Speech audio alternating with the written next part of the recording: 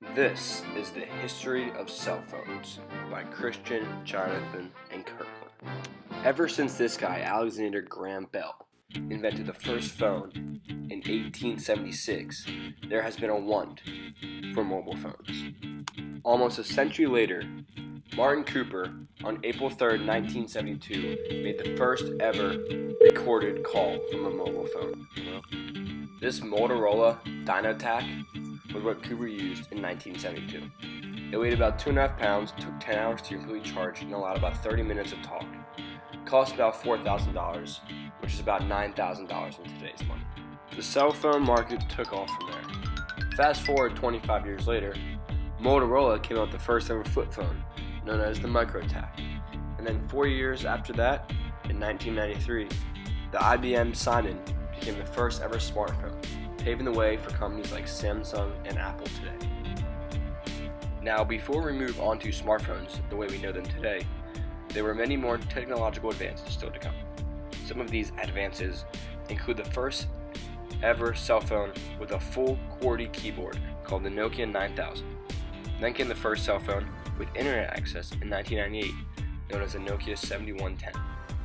A few years later, the first cell phone with a camera came out in 2002, and finally came the Motorola Razr, an ultra-thin cell phone that was vastly popular before the age of the smartphone.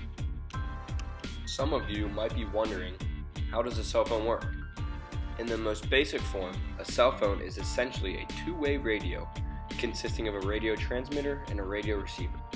When you chat with your friend on your phone converts your voice into an electrical signal, which is then transmitted via radio waves to the nearest cell tower.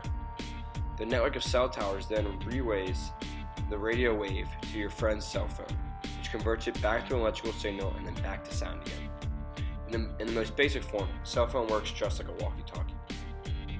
Since the early 2000s, the cellular infrastructure grew from 1G to 2G to 3G to 4G, and companies like BlackBerry and Palm took their turns as industry leaders. Then, in 2007, Apple introduced the first iPhone. A few years later, Google and Samsung introduced their versions of the smartphone. In the years to follow, the smartphone became ubiquitous and even more like computers. Today, cell phones are everywhere, engulfing our society and changing the world, and it's even said that there are more mobile phones than the human population. In recent years, the purpose of the cell phone has shifted from verbal communication tool to a multimedia tool. We now use our cell phones more for surfing the web, checking email, snapping photos, and texting, and updating our social media statuses more than actually placing calls. The Apple iPhone is the most commonly used smartphone today, with a camera as clear as a point-and-shoot camera and graphics and processors as fast and strong as a computer. It is safe to say that smartphones are the way of the future.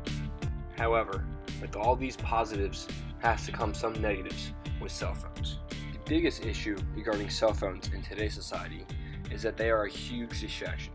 They are a distraction at work, on the go, and especially while driving. First of all, driving and texting has become a huge epidemic across the world that needs to be addressed. Secondly, it is not uncommon to see a group of friends all sitting around a table, staring at their screens instead of engaging with each other in conversation. These are issues of a vastly expanding technological advances in the cell phone industry, and some people think it is just going to get worse in time. Now that we have discussed the history and positive and negative effects of cell phones on today's society, let's look ahead to the future and see what the cell phone industry has in store. With the cell phone industry changing and developing so rapidly in the past decade, it seems as though almost anything you can imagine is possible for the future. Some experts say these devices will take over all other electronic devices, including computers and televisions, while others believe the cell phone will become more intact with our senses and biological reflexes, such as eye movement and thought processing. For the future, the question isn't how will we change the cell phone, it is how will the cell phone change us. Thank you for listening in. I hope you have a much better understanding of the history of cell phones, as well as how they're affecting the world today and what to expect for the future. See you next time.